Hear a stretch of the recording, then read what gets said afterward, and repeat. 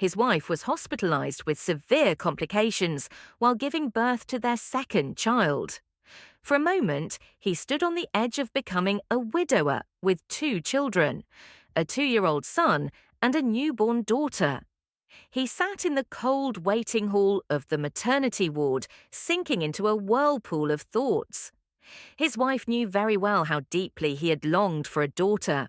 He often said, "I lost my mother when I was very young. I don't even remember her face, but I love her dearly.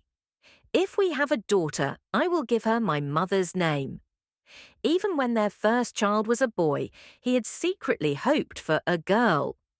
During the second pregnancy, that longing grew even stronger. Every day she prayed to God for a baby girl. In the 4th month of pregnancy, the baby's gender was confirmed. When the doctor shared the news, her eyes lit up. At last her husband's dream was coming true. But there was a trace of concern in the doctor's expression. Further tests were carried out. In a serious tone, the doctor said, "There are signs of cancer. The pregnancy may accelerate the disease. We need to begin treatment as soon as possible." The woman remained silent for a moment. Then she quietly asked, "What will happen to my baby?"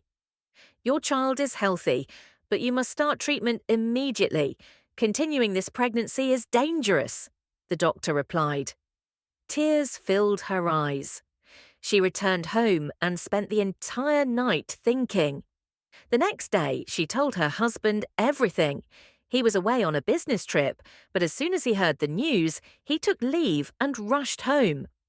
Together, they consulted doctors, an oncologist, a gynecologist, and a neonatologist.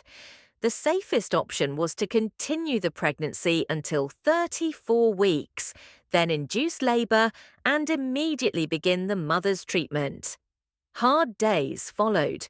She could not undergo chemotherapy because it would harm the baby. She was monitored daily at the hospital. Her husband was temporarily relieved from work and stayed by her side the whole time. At 32 weeks, her condition worsened. The doctors decided to perform emergency surgery. A baby girl was born, healthy but premature, and in need of care in an incubator.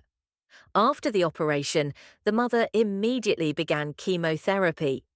Every day she went to see her daughter.